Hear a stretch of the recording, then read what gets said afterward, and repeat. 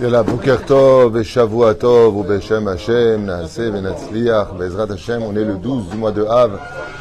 On est déjà le 12 du mois de Av et aujourd'hui le 30 du mois de juillet. Bezrat Hashem Barach.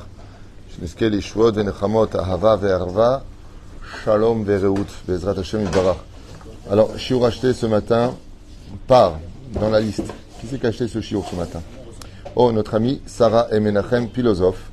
Pour une bonne et vite alia en Eretz Israël pour ses enfants, une bonne alia en Torah, santé réussite par Nasa Tova, qui est toujours réunie dans la joie, les misot masim tovim. Vechen yehi ratzon venomar amen. Avec leur permission, on pensera à l'élévation de l'âme de votre papa Simon Aseraf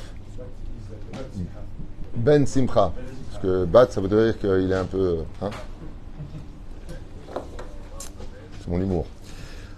רוח השם תנחנו בגן עדן עליון ובכן השם הטוב ז'יזל מזל בת ציפורה אליאן ססיה בת חנינה אסתר בת מרים מפוס כהן סלמון פרן בן פורטוני בת חסרלת בת זעירה סוניה רוני בת סוזן שושנה לבית קריאף ובכן כל מתי ישראל ורפואה שלמה החלמה מהירה ובריאות איתנה לכל חולי ישראל בכללם מורת אמי אמא un grand mazel tov pour mon neveu Eli qui se marie aujourd'hui avec sa fiancée Sarah et je souhaite vraiment un prompt mariage rapide pour... Tu t'es pas marié toi hein? Quel âge tu as? J'étais grand-père à 28 ans. Bezrat Hashem, Zivugagou Nashana. Quelle origine tu es? Voilà. Ah, c'est ça le problème. Non, mais ils peuvent convertir.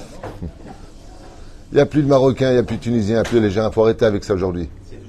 Il n'y a que des Tunisiens. Hein? Ouais.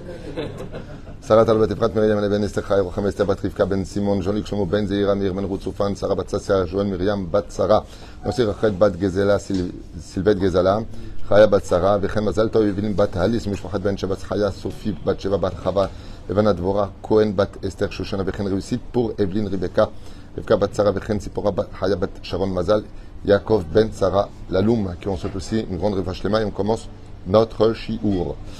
Ok. La Gemara nous raconte qu'un jour on a posé la question à Elion Nevi Zachor Letov et on lui a dit mis dans le souk ici présent Eben Haolam Abba qui a le monde futur parmi toutes les personnes qui sont présentes. Et il a répondu, le prophète Eliaou a répondu personne. Parmi tous les gens qui sont là-bas, il n'y a pas de quelqu'un encore pour l'instant qui dans cette réincarnation, si vous préférez de façon expliquée, c'est pas ce qui a marqué mais je vous l'explique. Quand il a levé les yeux et qu'il a vu toutes les personnes qui étaient présentes, malheureusement, il s'était disqualifié d'être héritier du monde futur. Et puis voilà que, quelques instants plus tard, Elion Nevi Zachor Letov dit « Ah, les deux là, qui sont là, ils ont le monde futur. » Et la Gemara pose la question et dit « Pourquoi ?» Parce qu'ils faisaient rire les autres. C'est bizarre comme situation. On aurait pu penser parce qu'il les a vus étudier. Vous savez que le plus haut degré qu'un juif puisse atteindre dans ce monde, c'est d'être Talmid Racham. Et je ne dis pas ça pour vous, je dis ça pour moi. C'est dommage d'avoir les poils qui deviennent blancs et de ne pas encore étudier la Torah. Vous savez que le fils du Yanouka, à 13 ans, il fait sa bar mitzvah cette semaine normalement, et le jour de ses 13 ans, il fait Sioum HaShas. Il finit à l'âge de 13 ans le chasse, tout le Talmud. Pour dire à quel point, quand on veut gagner du temps, on peut. Ça veut dire que je sais pas si vous comprenez, à 16 ans, finir 60 masertot, pas à la va-vite, pas je lis de façon extérieure. Mamash be'iyun, comment chez Tsarir, c'est d'avoir nifla, benizgav. Et la reine, même s'il n'y a pas plus haut qu'un Talmid Racham, qu'une personne qui étudie la Torah, le Talmud Torah keneged kulam, le fait d'étudier la Torah va au-dessus de toute chose, c'est le plus grand trésor que le peuple d'Israël a reçu. Il existe malgré tout un deuxième point pour lequel, Béhémet, on est, Baruch Hashem, héritier du monde futur. Et ce point-là est dicté dans la Torah, donc la Torah orale dans la Gemara, qui nous dit, ces deux personnes-là, pourquoi? Parce qu'ils font rire les autres. En d'autres termes, c'est des gens qui remontaient le moral aux autres. On a déjà fait un shiur sur le sujet de gens qui font des collections de papillons, il y en a qui font collection de timbres, il y en a qui font collection d'argent, ils mettent de l'argent de côté toute leur vie, puis ils meurent riches, mais ils meurent. C'est-à-dire tout est dans la banque. Moi j'ai envoyé un message cette semaine, c'était vendredi, à des amis, un couple d'amis, qui dès qu'ils ont un peu d'argent, hop, ils profitent. Ils partent ensemble en amoureux, ils invitent des gens, ils font beaucoup de choses. Et j'aurais dit vraiment kol hakavod. Pourquoi? Parce qu'ils profitent de la vie. Ils profitent de la vie bon, malheureusement, ne sont pas tellement religieux. Mais ce que j'approuve chez eux, c'est que ils vont visiter le monde, ils bougent. Bah, toute ta vie, tu mets, tu crèves. Et après, l'autre, il fait pareil. Et après, il fait pareil. Et qui va profiter de tout ça à la fin? Alors, bien sûr que les profits de ce monde doivent être accompagnés pour la Shekhinah. C'est évident que dans ce monde, on doit, partout où on va, prendre Hachem. Vous partez bientôt en vacances pour chacun de vous, même 2, 3, 4, 5 jours. On a déjà expliqué qu'on ne part pas sans Dieu. On part avec Hachem. N'oublie pas tes tefilines, n'oublie pas ton talit, n'oublie pas de prier le matin, n'oublie pas de l'écoboïtim la Torah, n'oublie pas de mettre de la tzedaka, n'oublie pas que tu as des parents qu'il faut les appeler aussi quand tu es en vacances. Je veux dire que c'est pas parce que tu es en vacances que tu es mitnatek mina olam kulo. C'est évident. Mais malgré tout, Toda Lael, il y a une mitzvah, Bémet, de se donner l'occasion d'être sa mère. Ça veut dire que pour servir à la Torah et les mitzvot en tant que juif, et même en tant que non-juif, eh oui, même en tant que non-juif, il faut le savoir, que les non-juifs ont 7 mitzvot bénénoirs qu'ils se doivent d'accomplir, et pour cela, ils doivent avoir une arme fatidique qui est à la base de toutes les mitzvot de la Torah. Et si je vous parle de ça aujourd'hui, c'est parce qu'on vient de sortir de Tisha B'Av, où depuis que le mois de Av est rentré, Memma Atim Besimcha, on diminue la joie. Mishichnas Adar Marbim Besimcha, on rajoute de la joie. Et maintenant, on arrive vers les 2 jours les plus heureux du judaïsme, tout B'Av, mercredi, je crois, et en même temps, Yom Kippour. Alors, c'est très plus heureux, Yom Kippour, on en parlera à Beito Bismano, mais nous avons une mitzvah particulière d'être sa mère. Alors, on est un petit peu embêté avec ça. Pourquoi? Parce que la joie appartient à Dieu. Il y a plusieurs choses dans ce monde qui appartiennent à Dieu, dont il faudra absolument faire particulièrement attention. Dans Haggai, prophète, un des 12 prophètes d'Israël, Lia Kesev Eliazav, Neum Hashem Tzevakot. L'argent, Dieu il dit ça à moi, c'est pas à vous. Il y a une chose qui appartient à Dieu dont il faut faire extrêmement attention, sur lesquelles, si tu l'utilises à mauvais escient, tu te mets Dieu sur le dos lui-même, c'est la joie. La joie appartient à Hachem. Comme on l'a expliqué déjà 1000 fois. Et ce qui fait que si je prends cette joie et je la mets dans la moquerie de l'autre, j'ai utilisé un moment de bonheur, et ce moment de bonheur m'est descendu du monde futur. Prenez ça très au sérieux. C'est-à-dire que si j'ose donner de la joie là où il ne faut pas en donner, dans les boîtes de nuit, dans la moquerie des uns et des autres, dans des blagues qui sont vulgaires, par exemple, je rigole d'une vulgarité, j'ai utilisé un besoin, un tremplin, une arme que Dieu m'a donnée pour le servir dans les forces du mal.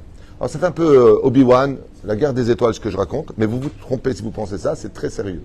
Il y a des choses dans lesquelles, le créateur du monde, nous a donné des armes, et ces armes-là, on en a besoin pour la lumière, pas pour l'obscurité. Si j'utilise là-bas, il va falloir que je le répare. Et au sage de nous dire que celui qui, avant d'avoir fait Teshuvah, celui qui, avant de s'être réveillé, compris les valeurs de ce monde, a passé son temps à ricaner, à se moquer, à charrier, à rigoler pour des vulgarités, ou pire encore, eh bien, comment il va faire Teshuvah? Comment? Il dit tout simplement, nos chachamim nous disent, tu devras utiliser les mêmes rires, les mêmes joies quand tu mettras tes tefilines, quand tu iras un cours de Torah. Ça veut dire qu'on va comparer, pour renouer de tout cela, comment, Be'etzem, tu vas réparer ce que tu avais, les pas que tu as fait pour courir vers l'impureté, tu devras faire les mêmes pas, ça c'est démarqué dans la Gemara, Amar Rabbi Yochanan, Kochecha Batorah. Tout comme tu as eu, en parlant de Resh Lakish, okay, Rabbi Shimon Resh Lakish qui a sauté parce qu'il pensait que c'était une femme qui était en train de se laver, il aimait les femmes, il a fait un bond énorme, on ne sait pas exactement quelle est la mesure du bond, mais on sait que c'était extrêmement haut. Et qu'est-ce qu'il lui a dit Rabbi Yochanan quand il a regardé la hauteur dans laquelle il a sauté pour une femme? Il lui a dit, est-ce que tu serais prêt à faire le même saut pour la Torah? Et ça, c'est la vérité, parce que nous qui sommes des Chosrim, tu vois, je parle pour moi en tout cas, personnellement, qui était un ancien Hashem Yishmor V'Rachem, j'ai jamais été fatigué ni pour aller en boîte de nuit, ni pour aller au Café Joseph après le boîte de nuit, ni au thermomètre, jamais fatigué. Jean Lépin, c'était jusqu'à 5-6 heures du matin, on n'est jamais crevé. Vous avez remarqué? On était crevés, on était à la plage comme des frites, avec de l'huile, tunisien c'est normal. Tu étais en train de peler comme un lépreux, et le soir, tu avais les yeux rouges, tu avais mal au dos, parce que tu avais les coups de soleil. Aïe, aïe, aïe, aïe, aïe. Et alors, bon, on va au Voum Voum, allez, on y va. On va au Whisky à Gogo, allez, on y va. Vous voulez qu'on aille à Monaco, allez, on y va. On va au casino de Monaco. Bon, j'ai plus d'oseille, c'est pas grave, tu sais quoi? Tu peux me prêter 1000 francs, à l'époque c'était les francs. Tu peux me prêter 1000 francs. Tu peux me prêter 1000 francs. On savait qu'on allait les perdre. On savait qu'on allait prendre des risques parce que la route était comme ça, qu'on allait un petit peu boire. On allait jusqu'à Monaco et on restait jusqu'à ce qu'on perde les 1000 francs en disant on a passé une bonne soirée. Et ah Rabbi, j'aimerais bien te voir pour soutenir un kollel, t'emprunter parce que tu n'as pas d'oseille 1000 francs pour dire attendez, tu peux me prêter 1000 francs, je te rendrai au mois de septembre. Personne ne le fera. Si ce n'est que des gens extrêmement investis de Torah. Mais pour la Sitra Hara, pour perdre notre oseille, si on veut être droit dans la vie, on n'avait aucun problème. Et le pire, c'est pas ça. Hein. Bon, tu veux comment t'es crevé, mais t'es fou, on va profiter. On va profiter. T'es revenu ruiné, tu dois de l'oseille, tu pèles, on dirait un lépreux. Faut pas te toucher parce que t'as des coups de soleil partout. Et en plus, tu reviens heureux en disant « Ah, j'ai passé des vacances de ouf ». Eh bien, Dieu, il te dit, maintenant que tu as fait ça, est-ce que, Bezrat Hashem, tu peux rester pas jusqu'au matin, hein, jusqu'à 1h du matin, t'étudies. Dans la joie, hein, pareil. Quand tu n'as pas d'oseille, tu es prêt à t'emprunter de l'argent. Tu es prêt à t'emprunter de l'argent pour soutenir la Torah, alors que là, c'était pour les jeter au casino, sachant à l'avance que tu allais les perdre. Et ces armes-là dont je vous parle, elles appartiennent à Hachem. Si j'utilise les moyens que Dieu m'a donnés pour plus d'investigation dans ma Torah, pour plus vivre ma Torah, dans les mauvaises choses, alors ma teshuva, ce sera de les réutiliser dans les bonnes choses. Et une des choses les plus importantes, l'argent appartient à Dieu. Notre santé, vitishmeru al nafshotrem, ça appartient à Dieu. Tu ne fais pas ce que tu veux de tes enfants. Ils appartiennent à Dieu. C'est marqué dans la Gemara. 3 associés pour faire un enfant. Dieu a donné l'âme, toi tu as donné le corps. Dieu n'est pas un voleur. Quand quelqu'un meurt, il te rend le corps, ce que tu as donné toi. Lui, il prend son âme. C'est à lui. C'est pas un voleur. Il fait ce qu'il veut, ça lui appartient. Les Batek Knessiot, le pays de la terre d'Israël, c'est pas à nous. Quand on dit on va donner, on va pas donner des territoires en Israël, il n'y a que Dieu qui peut décider. C'est pas ta terre. C'est marqué, c'est pas ta terre. C'est pas notre terre, la terre d'Israël, c'est la terre d'Hachem. C'est à Kadosh Baruch Hu. Et il l'a donné aux enfants d'Israël. Et il nous l'a donné. Tout le monde le sait, mais tout le monde fait la politique de l'autruche. Mais c'est pas grave, c'est un autre sujet. Et Pérouche Adavar, qu'il y a des choses dans ce monde qui ne sont pas à nous. Plus que ça encore, nos yeux sont à Hachem. Notre vie appartient à Dieu. Ce qui fait que si maintenant, moi, dans l'instant T, je décide d'utiliser, malheureusement, eh bien, ce Kéli, qui est la joie du mauvais côté, alors que la Torah nous dit, attention, tout Béhav arrive, tout Béhav, il n'y a pas de Tachanounim, c'est un jour de joie, pour des raisons qu'on a énumérées. Il y a 7-8 raisons que j'ai apportées l'an dernier, des Gmarot et des Midrashim, pourquoi c'est un jour de joie si important. Mais vous ne pouvez pas savoir à quel point c'est curieux de lire que le prophète Eliyahu Hanavi Zachor Letov, parce qu'il a vu 2 personnes, entre guillemets 2 clowns, qui faisaient rire les gens, et leur dit, eux, ils sont héritiers du monde futur. Donc, quelle serait la pire des choses que je puisse faire dans ma vie, d'après vous? Rendre quelqu'un triste. Rendre quelqu'un triste. Vous vous rendez compte que vous deux, au fond, vous êtes endeuillés de votre papa, que Dieu repose son âme. D'accord? Vous devez être assis, oui, par terre. Shabbat est bien. Vous étiez où? Vous étiez avec nous. Seudah Shlishit, vous étiez avec nous. Et vous avez prié. D'accord? L'omar'im simane avelut. On ne montre pas des signes de deuil pendant Shabbat. Pourquoi? Parce que ça risquerait d'attrister les autres. Ah, vous avez perdu quelqu'un. Pour ne pas attrister les uns et les autres, on ne montre pas aux autres des signes d'avelut, de deuil. Alors vous imaginez quand, à table, vous humiliez quelqu'un pendant Shabbat, vous lui criez dessus, vous retirez la joie à votre épouse, vous retirez la joie à vos enfants. Vous vous rendez compte de la gravité des choses? On ne se rend pas compte, toute la journée on parle. Mais à un tel point que le roi Salomon, d'ailleurs lui-même, nous le donne en conseil. Ne sois jamais porteur d'une mauvaise nouvelle. Jamais. Les gens s'empressent d'apporter des mauvaises nouvelles. Vous êtes au courant de ça? Vous savez ce qui se passe après? Oh, t'as vu ce qui s'est passé? Il y a un volcan, il a détruit des milliers de morts. Oh, il y a eu un accident de train, il a déraillé, il y a eu des morts. T'as vu? Regarde. Vous savez ce qui se passe? On véhicule de la tristesse. À la fin, quand tu rencontres cette personne-là, tu changes de trottoir. Tu sais pourquoi? Parce qu'est-ce qu'elle va m'annoncer encore? On appelle ça un corbeau. Hashem Ishma Verachem. Hashem Ishma Verachem. Comment on peut prendre sur soi d'être porteur de mauvaises nouvelles? Moi, hein? Les journalistes, surtout s'ils veulent faire du buzz, s'il n'y a pas des meurtres et des trucs cassés, brisés, ruinés, font pas de buzz. Parce qu'il y a aussi une demande de mauvaises nouvelles. Et ça démontre combien la pathologie a envahi l'humanité aujourd'hui. Normalement, quelqu'un de bien constitué ne veut pas voir des films d'horreur. Quand je fais un film d'horreur, je ne parle pas d'un film lui-même. Mais des choses qui soient gore. Il veut des bonnes choses. On veut voir des belles choses dans la vie. On ne veut pas voir des mauvaises choses dans la vie. Vous savez que le tempérament d'une personne peut changer selon la disposition de son appartement et la propreté de son appartement.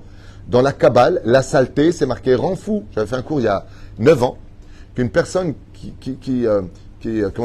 sent mauvais, qui est maznir etatzmo, qui s'occupe pas de lui, qui se laisse aller, qui vient dans un endroit, il laisse tout pourrir, les mauvaises odeurs, les mouches, ainsi de suite, tu peux être certain que la folie est en train de le pénétrer. C'est-à-dire qu'il a un roi à l'intérieur qui est en train de le rendre fou. Parce que la nikayon, c'est-à-dire la propreté de l'esprit, ne peut pas être quelqu'un qui raffole de ce genre de choses. Et tu vois que ça ne va pas dans le monde. Comment? Il suffit de montrer une vidéo où des lions dévorent un enfant et tu auras 15, 20, 30, 100 millions, 200 millions de vues. Normalement, tu vois le titre « Un tigre a dévoré une femme dans le zoo, ça a été filmé ». Normalement, tu ne veux pas voir. Tu dis « Oh, la pauvre ». Parce qu'elle, par contre, pendant que toi, tu dis « Oh, t'as vu, regarde !» Elle s'est fait dévorer. Il y a des enfants qui pleurent, leurs enfants. Normalement, tu réfléchis un peu à tout ça. Et toi, comment tu réagis comme un animal?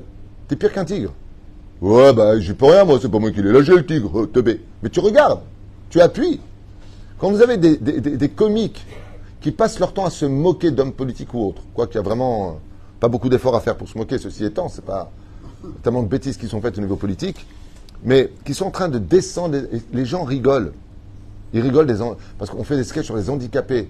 Mais t'aimerais, toi, être handicapé sur le fauteuil et on se rit de toi? Comment on peut rire de ça? Ça s'appelle de l'humour noir. Ah non, faut pas dire noir. De l'humour sombre. Je suis sur les réseaux sociaux, faut faire attention. Pas dire noir. Mais blanc, tu peux dire. Non, c'était juste une parenthèse. Blanc, c'est pas... Mais alors noir, c'est interdit. C'est pas hein? C'est du racisme blanc. Enfin, le méchané. Je reviens là. Non, mais si tu as dit que noir, tu peux pas dire, tu dis blanc, je peux pas dire. Alors qu'est-ce que tu fais? Gris. Super. Nous sommes tous gris. La reine, Bezrat Hashem, c'était de l'humour, mais c'est pas de l'humour noir. Je veux faire simplement comprendre que la situation dans laquelle on est démontre que selon le nombre de vues dans le monde de la sagesse et le nombre de vues dans le monde de la cruauté, il n'y a pas photo. Dans le monde de la cruauté de Hashem Ishmael Verachem, aujourd'hui, ce qu'ils font, j'ai entendu quelqu'un qui est spécialisé dans le domaine, m'a dit c'est très simple. Quand tu veux faire une vidéo, que tu veux qu'elle soit vue,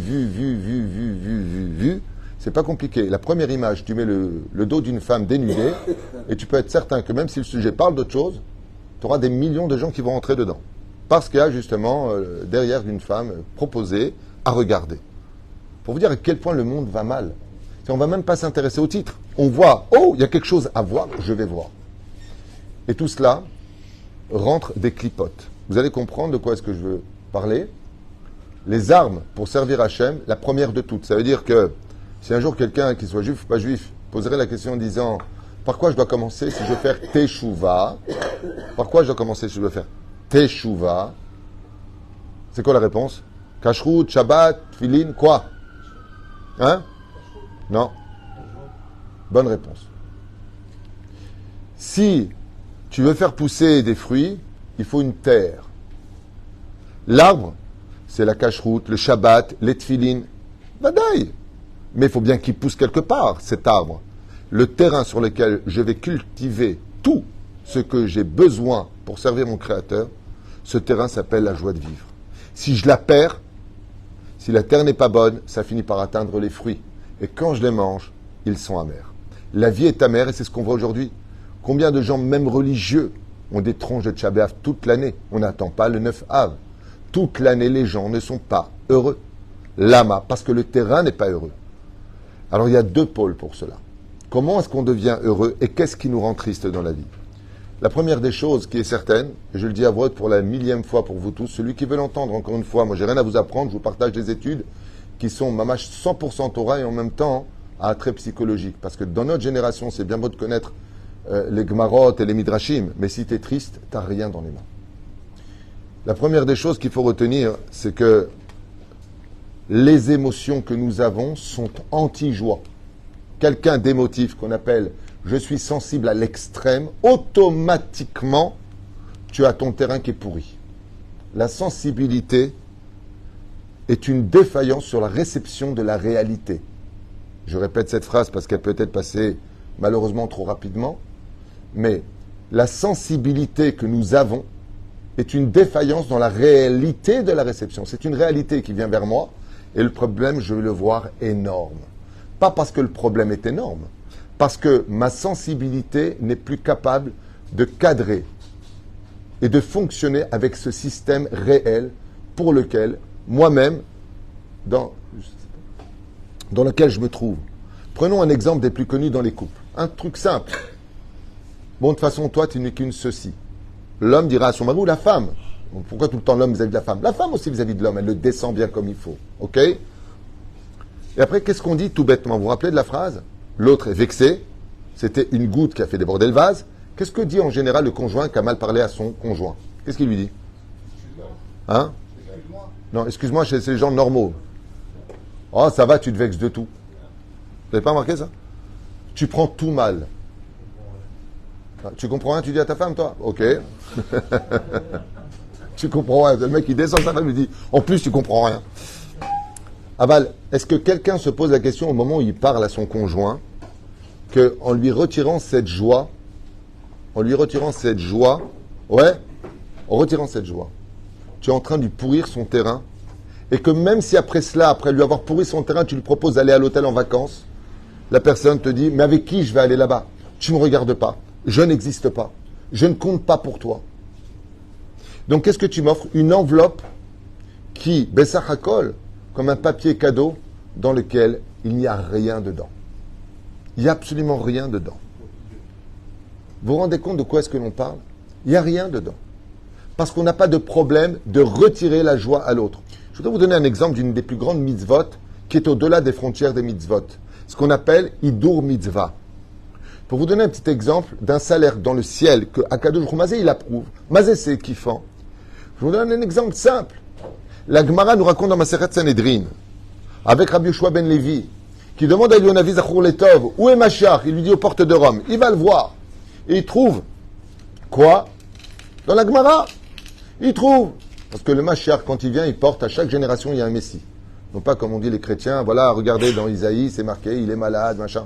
C'est dans chaque génération de Dor Aliana. Essayez de comprendre ce qui est marqué dans la Bible au lieu de déblatérer des bêtises. Ok? La Gemara nous dit que à chaque génération vient le Mashiach. Et qu'est-ce que fait le Mashiach? Écoutez bien, le Messie, il porte les maladies de la génération pour alléger l'humanité pour ne pas qu'elle soit détruite. Qu'est-ce qu'il fait Rabbi Yoshua ben Levi? Il voit le Mashiach assis aux portes de Rome. Porte de Rome, c'est à Jérusalem, hein, c'est pas à Rome là-bas. Et il le voit avec des bandelettes. Et il les pose une à côté de l'autre. Normalement, une bandelette. Comment on dit une bande. Quand tu as le bras qui est, par exemple, lépreux ou un truc comme ça, ben, tu fais comme ça. Tu tournes autour du bras. Il lui pose la question, pourquoi tu es dans cet état? Il lui explique qu'il porte les fautes du peuple. Oui? Ok, très bien. Chazak ou Baruch. Il lui pose une deuxième question, il lui dit, mais pourquoi tu ne prends pas une bandelette? Il lui dit, ah non, mais ça va pas, non? Si les enfants d'Israël méritent d'être libérés, que je dois libérer le monde pour qu'il n'y ait plus jamais de guerre, pas comme tous les mythos qui sont dit, oh non, je suis Messie, depuis qu'ils sont dit, il y a eu des guerres. Le Mashiach vient, quand le Messie vient, il n'y a plus de guerre du tout dans le monde. Il n'y aura plus, comme c'est marqué dans le prophète, tout le monde déposera les épées. Il n'y aura plus de guerre dans le monde, il y aura une paix réelle et le monde sera rempli de la connaissance de Dieu. C'est pas la peine de l'imposer par des guerres. Si tu fais ça, c'est que tu n'es pas Mashiach, tu n'es pas le Messie. Et ne me dites pas mais non. Mais la reine, qu'est-ce qu'il lui dit? Il lui dit, je vais te dire pourquoi. Parce que si le peuple d'Israël mérite d'être libéré, le temps de retirer tout le bandage, je vais perdre quelques secondes. Donc, je fais quoi? Je secoue mon bras et toutes les bandes que je mets de façon unitaire tombent. Qu'est-ce qu'on apprend de cette Gemara? La vérité, on est en 2023, de l'ère vulgaire aujourd'hui. Moi, j'ai une Gemara comme ça. Je sais que la Gemara, c'est quelque chose qui a une âme pour l'éternité. Quel enseignement je vais avoir? Vous savez ce qu'on apprend d'ici? Imaginez, chers amis, que quelqu'un vous demande de l'aide. Dis-moi, est-ce que tu pourrais me prêter, s'il te plaît, ta voiture? Tu lui demandes pour quand? Il te dit demain matin. Ok. Écoute, je vais voir et je te rappelle. Je vais voir et je te rappelle. C'est correct jusque-là? C'est correct. Ne promets pas pour dire en fin de compte, non. Fais attention à la valeur de tes mots. Ça va jusque-là? Chazak ou Baruch. Maintenant, à 14 heures, tu sais que demain matin, tu n'as pas besoin de ta voiture et tu n'as pas de problème de la lui prêter. Est-ce que ça va jusque-là? Ouais. Qu'est-ce qu'on a appris de la Gemara tout à l'heure? Qu'est-ce qu'il fait le Mashiach, il met combien de bandes? Une par une, pour que ne pas perdre une seule seconde pour libérer les enfants d'Israël. Qu'est-ce qu'on fait nous en général? On l'appelle à l'aube, on l'appelle le soir très tard. Ah, au fait, pour la voiture, ouais, c'est bon.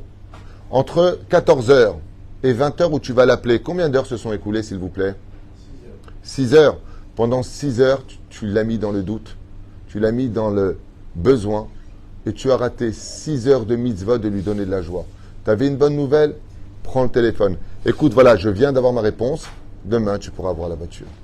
Tu sais ce que tu viens de faire? Nahat Ruach. Pourquoi tu attends le lendemain pour le lui dire? Pourquoi ne pas le libérer dès maintenant? C'est comme l'histoire des surprises. C'est bien les surprises, mais trop de surprises. Enlève la surprise. Pourquoi? Parce que la personne, elle comptait sur toi. Et toi, tu lui as fait croire que tu viens pas. Et à la fin, il s'est ruiné. Et tu dis, t'as vu, je suis venu, je t'ai fait une surprise. Ben, dommage, tu ne me l'as pas dit avant. Je t'aurais dit de prendre ma grand-mère. Elle ne peut pas venir, elle n'avait personne pour la prendre. C'est dommage que... Béhémet, c'est tout le temps dommage qu'on perde du temps. Et vous savez pourquoi? Parce qu'on se rend compte dans la Gemara que non seulement c'est un grave péché, Hashem Ishmael Verachem, de rendre quelqu'un de triste, mais c'est une très grande mitzvah de donner de la joie à une personne. Très grande mitzvah. À un tel point que je vous pose une question bête. Dans le Shulchan Aruch, maintenant je parle de loi juive. Vous connaissez les relous. Il y a des gens, ils sont relous professionnels. C'est-à-dire, qu'est-ce que tu fais dans la vie? Je suis pathétique. Ils font rien de leur vie. Alors, l'autre, il mange. Vous connaissez pas ces gens lourds, là? Tu manges, tu poses ta fourchette 2 secondes parce que ta serviette est tombée. Alors, tu la ramasses et tu as toujours un bleed qui s'ennuie dans la vie. Il va te prendre ta fourchette, il va la cacher. Il est devenu teubé, professionnel, tu vois. Et l'autre, il dit, mais n'y avait-il pas ma fourchette ici? D'accord? Il dit, oh, je sais pas. C'est tellement marrant et heureux. Et à ce moment-là, il demande une autre fourchette. Quand il demande une autre fourchette, il lui pose la fourchette. Il regarde, il dit, oh, ma fourchette est revenue. C'est-à-dire, ça s'appelle une blague, c'est vachement marrant. Franchement, je suis mort de rire. Ok? Je vais poser une question. Selon le Shulchan Aruch, maintenant on parle des lois juives, cet homme-là meurt. Ce que je vous dis, c'est sérieux. Alors, s'il y a des non-juifs qui regardent, ils vont dire, il est fou celui-là, tout ce que tu veux, changez de chaîne. Changez de chaîne. Moi, je ne suis pas là pour parler de ce que vous avez envie d'entendre. Je suis là pour parler de ce que dit notre Torah. Celui qui veut écouter, il écoute. Alpi Halakha, d'après vous, quel statut possède cette personne qui a joué en lui prenant simplement sa fourchette? Bonne réponse. C'est appelé un voleur. Non seulement tu lui as volé quoi, tu lui as volé quoi, d'après vous? Un moment de joie. J'avais pas une fourchette, mince. Imaginez que juste avant, il a oublié encore un numéro de téléphone. Il a oublié. Hein? Tu lui as créé un moment de doute. Pourquoi tu lui as fait ça? Dans la Torah, de créer un moment de doute parce que toi, ça va te faire rire, c'est appelé gazlan. Regardez le Shulchan Aruch. Tu n'as pas le droit de faire ça. Personne pose son stylo, tu le prends, tu lui caches. C'est comique. Ok? Toi, peut-être que tu rigoles. Alors, une fois, j'ai posé la question à mon rave. Là, ce que je veux dire, par contre, raccrocher les mecs, faut pas entendre, c'est un enseignement de mon rave, Rabbi Moshe Deri, Zecher Tzadik Kadosh Livracha. Je vais poser un jour la question à propos de ça parce que dans les années 85, il y avait Coluche à l'époque, c'était très comique, sympathique ce Coluche, la vérité, j'aimais bien. Et il y a une grande question, je lui ai dit, pourquoi? Je vous dis franchement pourquoi. Parce que quand il faisait son Birkat Amazon, on se moquait. On ne connaissait pas tout ça. On le voyait dans la Mida, tu sais, dans la prière. Il bougeait dans tous les sens. On se moquait. Et on rigolait tout le temps. Et on charriait tout le temps. Et quand tu charries, tu tombes dans le Lashon Hara et même le Motzi Shemra. Oh, ça va, je rigole. C'est cette phrase. Tu rigoles, mais tu fais pleurer l'autre. C'est pas marrant. D'ailleurs, sachez une chose. Les meilleures chariades sont celles qui sont rares. Trop charrier démontre que tu n'as rien à dire dans la vie. Vous savez, comme j'ai écrit dans mes livres de proverbes, hein, celui qui ne parle des autres, c'est parce que tout simplement, il n'existe plus lui-même. Quand tu n'existes pas, tu peux parler que des autres, parce que toi, tu n'as rien à dire sur toi, tu n'es tellement pas intéressant. Donc, tu passes ton temps à dire, et celui-là, et celui-ci, occupe-toi de toi. Parle de toi si tu as des choses à dire, éventuellement, mais apparemment, ton terrain est vide. Comme je l'ai dit pour les élections, si je veux, de la ville. J'ai rendez-vous tout à l'heure avec Avi Amsalem, je voudrais photo Bechol Asherlo. On a fait un programme pour améliorer la situation de la ville qu'on va présenter. Et il a trouvé le programme magnifique, vraiment, ce que je vous ai parlé récemment. Et je lui ai dit, il y a mieux que de critiquer les autres candidats. Il y a qu'est-ce que toi tu as de mieux qu'eux. C'est bien facile de dire, regarde ce que tu as fait, toi tu as ruiné, toi tu as fait ça. Regardez, dans tous les pays, chaque fois qu'il y a un nouveau sur lequel on compte, il a encore plus fait catastrophiquement les choses que celui qu'il y avait avant. C'est facile de parler. Mais arrête de parler des autres. Montre ce que toi tu veux. Jamais un diamant a dit qu'un caillou ne valait rien. Il brille tout simplement de par lui-même. Et donc démontre que l'autre ne vaut pas grand-chose. Et ainsi de suite. Quand j'ai posé la question à Rabbi Moshe Ederi, vous savez ce qu'il m'a répondu? Je vous promets. On était au 87 boulevard Marché à la maison.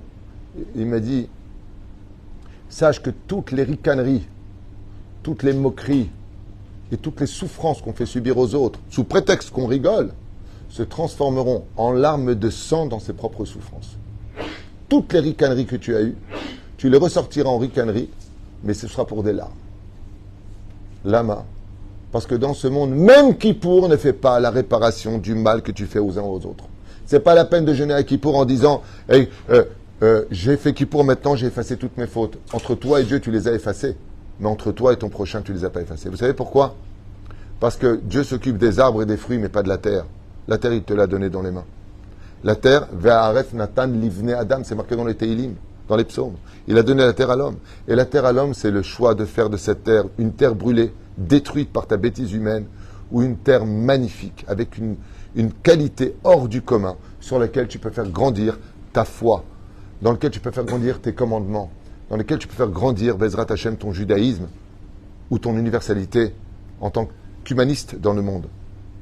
C'est-à-dire que chacun de nous avons une place sur cette terre, sur laquelle on a un devoir, celle de donner de la joie aux uns et aux autres. Un jour, j'étais à un enterrement, et j'ai pas compris, il y avait des rabbinim, il y avait une tonne de monde, et la personne a été enterrée quand?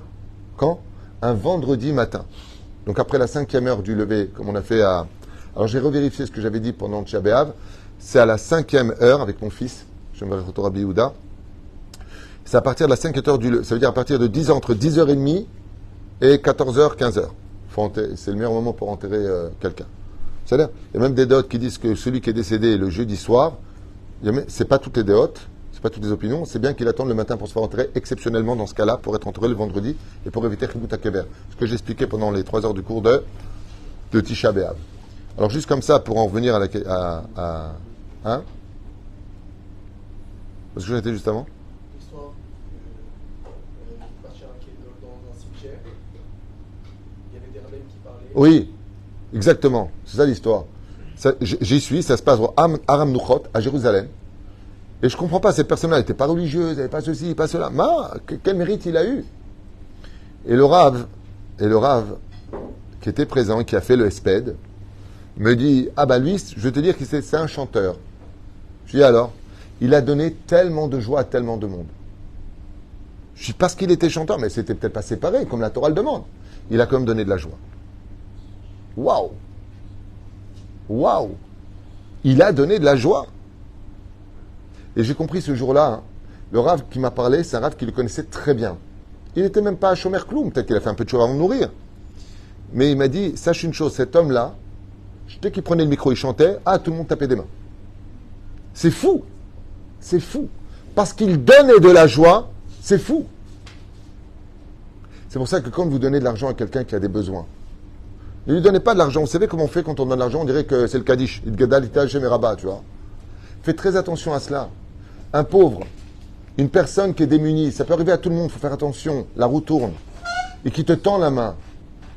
Avant de lui mettre l'argent dans la main, n'oublie pas de lui dire une parole qui lui donnera le sourire. Alors ton argent aura pris une âme. Mais quand tu viens et que tu dis, bon attends, bouge pas, je vais te donner une pièce, tu lui montres vraiment que dans sa tristesse, tu le laisses à sa place. Il y a plus que de la valeur que donner de l'argent dans ce monde. C'est donner de la considération. Moi, ce qui me tue le plus quand je vais en France et ailleurs, bon ici, la vérité, on s'occupe de tout le monde. La vérité, on s'occupe vraiment de tout le monde. Mais vous savez ce qui fait le plus mal aux SDF? C'est la transparence avec laquelle ils existent aux yeux des autres. Donc ils n'existent pas parce qu'ils sont transparents. Ils n'existent pas. Ils n'ont juste pas eu de chance. Ou une nouvelle qui a été tellement triste qu'ils n'ont plus la force de se battre. Et parce que ça s'embête tellement à la maison, ça se détruit tellement à la maison qu'ils préfèrent vivre dans la rue. Alors c'est vrai qu'ils vont après débaucher vers des débouchés. Très difficiles, l'alcool, l'addiction, la fatalité. Mais qui est là pour eux? Qui est là pour eux? et je sais que je me répète, et je répéterai encore demain tant que ça ne se fera pas. Les États-Unis sont en déficit vis-à-vis du dollar. Les bons du dollar sont en train de s'effondrer.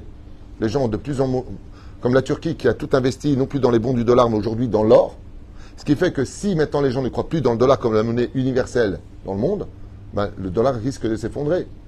Et qu'est-ce que font encore les Américains? Ils envoient des milliards en Ukraine. Alors je sais que j'ai déjà dit 1000 fois, mais je peux pas. Je peux pas. J'ai quelque chose en moi qui ne supporte pas l'injustice. Monsieur Joe Biden, tu ne peux pas penser à tes Américains qui aujourd'hui sont tombés financièrement et qui vivent dans des voitures et dans les rues. Tu ne peux pas mettre 2-3 milliards, puisque tu as tellement d'argent à donner de l'autre côté. Avec tes intérêts, on sait très bien qu'il y a des bases américaines en Ukraine et qui veulent la faire venir les États-Unis. Ils n'y arriveront pas du tout. La Russie n'a jamais été aussi puissante et aussi riche que depuis qu'ils ont condamné. C'est-à-dire, il y en a un qui se moque de tout le monde aujourd'hui. C'est vraiment Poutine qui a même mis la Chine dans sa poche. Pour vous dire à quel point, hein, pour ceux qui suivent les informations, mais c'est extraordinaire. Mais moi, j'ai juste une chose à dire au Sénat américain. Vous avez des millions et des millions et des millions de gens dans les rues, sous les villes.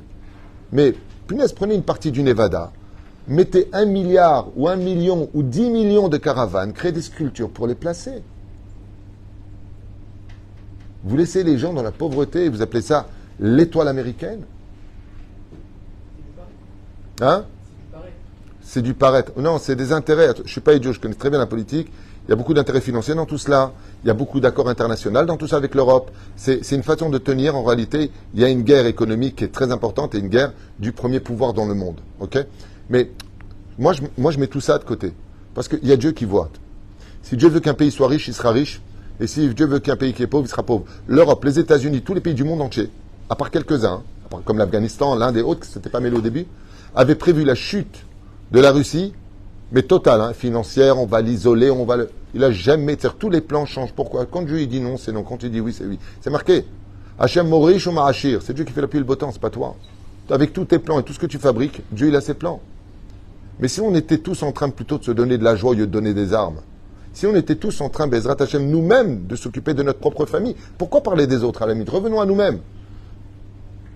Appelons vos femmes et demandez-leur combien vous leur donnez de joie chaque jour. Voilà, vous avez tous baissé la tête. Elle n'est pas là, ma femme. Non, il ne faut pas qu'elle vienne. L'âme, combien de joie vous donnez à vos enfants? Combien de joie vous donnez à vos enfants? Arrête, touche pas, viens pas, prends la poubelle, obéis à ta mère, fais comme ceci, fais comme cela. D'accord, ça c'est bien, c'est pas d'éducation, c'est du dressage d'ailleurs, hein, ce que je viens de dire. C'est pas comme ça qu'on parle. Mais bon, ça c'est un autre sujet. Hein? Non, on doit éduquer nos enfants, éduquer, pas dresser. Hein? Beaucoup de gens pensent aujourd'hui que l'éducation c'est du dressage. Hein? Je te dis, bon, pas bon, couché, papate, c'est pas comme ça que ça marche. Chez mes chevaux, Vérachem. Mais la reine, c'est pour cela que si on pose bien la question, qui vraiment rend heureux l'autre? Tu rentres au travail, t'es patron. Il peut vous le dire, Lionel qui est ici présent, quand je pense à m'acheter un croissant, est-ce que je reviens avec un croissant? Non, je reviens des croissants pour tous ceux qui sont au bureau. Si moi je peux manger un croissant, pourquoi pas les autres? Hein? C'est quoi? C'est à quelle heure? En général, j'arrive, j'ai des rendez-vous qui commencent tout de suite après le cours. À partir de 10h30, commencent tous les matins mes rendez-vous. Donc, entre 10h15 et 10h30. Naomi me fait le café. Et ensuite, j'attaque avec un petit croissant. Et après ça, je dis toujours la même chose. Bon, allez, je commence le régime. Les Tunisiens, on sait dire, je commence le régime. Mais on ne le commence jamais. Pourquoi? Parce que comme on voit des étincelles à libérer dans la nourriture, il faut qu'on les aide, les pauvres. Moi, je vois un croissant, il m'appelle comme ça devant le... Aide-moi, aide-moi, libère-moi dans la bénédiction. Alors je le sauve, le pauvre. C'était de l'humour. Bleed, mais de l'humour. Veillez à deux choses. Et je finirai juste avec une petite parenthèse qui, j'espère, Bezrat Hashem, sera pris très au sérieux. Je voudrais vraiment mettre la cerise sur le gâteau pour ceux qui veulent l'entendre. Pour ceux qui veulent l'entendre. Ceux qui ne veulent pas entendre, n'entendent pas. Ce que je vous dis, je veux le dire à voix haute une fois. Arrêtez des fois de dire « je ne suis pas d'accord avec vous ». Il n'y a aucune idée émise personnelle dans ce que je vous dis. Moi, je n'ai aucune valeur personnelle, sachez-le. Je vous transmets ce que j'étudie comme un perroquet qui transmet un message. Donc quand vous dites « je ne suis pas d'accord avec vous », vous n'êtes pas d'accord avec la Torah ou les livres que j'étudie, moi, je n'ai rien à vous donner, rien à vous apprendre. J'ai à apprendre de vous. Je suis rien. Mais bien, je dis pas ça par humilité, je ne suis pas humble. Un Tunisien humble, c'est quand il est mort en général. Ça, c'est bien dit. Toi, t'es marocain, toi. Pérouche à Davar que non seulement on doit tout faire pour donner de la joie, mais qu'est-ce qui nous rend si tristes? Qu'est-ce qui crée toutes ces pathologies? Ce sont les clipotes. J'ai commencé par ça, je finirai par ça. Sachez que dans la Kabbale, quand on étudie la Torah, chaque fois que vous voyez des choses qui vous donnent du plaisir aux yeux, mais qui est un interdit de la Bible ou de nos Chachamim, vous rentrez en vous des écorces. Ces écorces sont extrêmement sombres. Et comment est-ce qu'elles s'appellent, je vous en supplie? Yagon va'anaha. Je répète, Yagon, mazé Yagon, dépression, tristesse. Vous êtes à la plage en train de regarder des femmes. Sachez une chose. Tout ce que vos yeux s'injectent dans ce que vous voyez, parce que la vie est un miroir, tout comme l'œil est un miroir, l'image est à l'envers et elle se retourne dans le cerveau à l'endroit. De la même façon, quand vous voyez des interdits, quand vous voyez le jardin de votre voisin qui est plus vert que le vôtre, à vos goûts, ouais, sachez que vous rentrez chez vous une pathologie qu'on appelle le mal de vivre, tristesse. Sachez-le, quand vous êtes en compétition financière avec les autres, vous rentrez de la tristesse. Par contre, tzadik be'emunato yichye. La Torah nous dit, celui qui a foi en Dieu, qui ne regarde pas ce qu'il a lui, ne regarde pas ce qu'il a l'autre, vis ta vie. Moi, vous préférez quoi? Une maison luxueuse où tout le monde se prend la tête et tout le monde est triste et tout le monde crie, tout le monde s'insulte, ou la petite maison dans la prairie où chacun a du respect pour tout le monde et tout le monde s'aime et fait de la place à l'autre? Question bête. Question bête. Combien de fois j'ai entendu des gens blindés me raconter, ils sont partis 50 000 $ en une semaine, ils sont venus vous les divorcer. Brabi, laisse-moi un endroit au bord d'un lac, tranquille, à 1 000 € la semaine et tu vis heureux. Le bonheur ne dépend pas de l'argent, même s'il y contribue fortement, c'est sûr. C'est sûr qu'il y contribue fortement. Mais ta personnalité ne doit pas être dépendante de cela. Parce que si Akadosh Baruch Hu te met des fois dans des scènes obscures dans ta vie, c'est parce qu'il attendait uniquement de toi que tu sois le soleil de ce moment-là. Et le soleil, c'est d'être capable d'être souriant. Je finirai avec cette histoire qui est très connue. Ça se passe aux États-Unis. Un homme qui a 50 magasins sur tout, donc un par État, pratiquement. C'est une vraie histoire. Alors, surtout dans les réseaux sociaux, elle n'est pas de moi. Partout. Et je crois même qu'ils ont fait un film de son histoire. Donc c'est un homme d'affaires. Et malheureusement, avec la crise, il a dû fermer. Comme les malls travaillent beaucoup moins aux États-Unis, c'est en train de mourir la notion de ce qu'on appelle le canyon en Israël ou les malls aux États-Unis. Ok? Les centres commerciaux. Commerciaux? Ok. Centres commerciaux. Aux États-Unis, c'est en train de mourir. D'accord? Il y a beaucoup d'États qui ont fermé. Donc lui, il a commencé à fermer beaucoup de ses boutiques. Mais il avait une boutique qui marchait très très fort encore. Et il est venu pour débaucher un maximum de monde. Quand il est arrivé voir le directeur, ouais, il lui a demandé qui est arrivé le dernier. Il lui a dit le dernier et le premier. Alors il lui a dit, le patron, le PDG, il lui a dit je ne comprends pas. Il lui a dit regarde, celui-là, tu ne peux pas le virer. Lui, il est arrivé il y a 1 mois. Et en 1 mois, il a doublé le chiffre d'affaires. Donc lui, il est arrivé en dernier, mais c'est le premier qu'il faut garder. Tous les autres, tu peux les renvoyer. Le PDG, quand il a entendu ça, il a posé une question, il a dit, mais qu'est-ce qu'il a de spécial, lui? Il dit, mettez-vous dans la boutique, ne vous présentez pas et vous verrez. Il arrive comme ça, et il joue le rôle du client. Et la première chose qu'il a fait, il lui a fait un sourire énorme. Énorme. Il vient le voir, il lui demande comment est-ce qu'il peut l'aider. À ce moment-là, lui, il connaît très bien son électroménager, il sait très bien ce qu'il a, il lui demande ceci et cela. Et qu'est-ce qu'il fait? Étant nouveau, il ne sait pas. T'es pas un bon vendeur. Il dit, écoutez un instant, moi je suis arrivé il y a à peine 1 mois ici, je vais me renseigner tout de suite pour ne pas vous dire de bêtises. Mais par contre, ce que je vous propose en attendant, c'est de lire ce qui a marqué sur cet article. Il va et revient avec une telle honnêteté, tout le temps souriant. Il lui dit, mais vous ne vous forcez pas à acheter. Si vous avez besoin de réfléchir, ceci étant, je ne vous garantis pas que cet après-midi, on en aura encore. Il dit, bon, écoute, moi je suis le PDG, j'ai compris qui tu es. Il dit, qu'est-ce qui se passe? Tu es très agréable, tu es tout le temps en train de sourire. Tandis que les autres, à peine ils commencent, bon, vous comptez acheter? C'est-à-dire qu'ils ne vont pas le dire directement, mais l'ambiance qu'ils te mettent, c'est on dirait qu'ils te rendent service, alors que c'est des vendeurs. Et c'est pareil, quand tu vas au restaurant, quelle est la chose la plus importante pour vous? Pour moi, je vous le dis dès maintenant. Tu peux m'emmener dans le meilleur restaurant du monde. Du monde. Si le serveur n'est pas agréable, je n'y mets plus jamais les pieds. Ani lo yachol. Ani lo yachol. Quand tu viens et que tu demandes, je peux avoir encore, je ne vais pas donner le nom de boisson. Hein. Vous en voulez encore une? D'abord, ça ne se dit pas si tu veux connaître ton métier, parce qu'il y a un pourboire de 10% quand même. Je veux dire, et je ne suis pas, comment dire, à la cantine à l'école. On est client. Et les prix, vous vous gavez les mecs. Donc c'est normal, c'est le jeu. On accepte de venir. Mais qu'est-ce que c'est agréable quand tu as une personne qui vient te voir? Excusez-moi, je peux avoir juste au moins le tafrit, comme on dit. Le menu? Le mec, il ne parle même pas, il ne te répond même pas. J'étais avec ma femme la dernière fois, une fois, deux fois, trois fois, j'ai dit à ma femme, tu te lèves, il y a un autre restaurant en face. Anilo Echol. Moi, j'ai été serveur à Paris et ailleurs. J'ai fait ce métier-là. Je me souviens parfaitement débordé. J'étais avec un copain qui s'appelle Ali, un musulman. On se regardait et je lui ai même appris. Dès que quelqu'un s'asseyait, je disais comme ça. Je vous ai vu, je finis avec eux, je vous apporte tout de suite le menu et je reviendrai vers vous. Soyez juste un peu patient, vous voyez que je suis un peu seul. Rendez-moi service. On t'attend, Bekef. Parce qu'il y a la considération. Tu ne peux pas laisser les gens comme ça. Des fois, tu arrives, Bémet, ma tête, elle se retourne. Tu arrives devant quelqu'un, tu as le dalpac, tu es là. Moi, en plus, je suis un peu blata.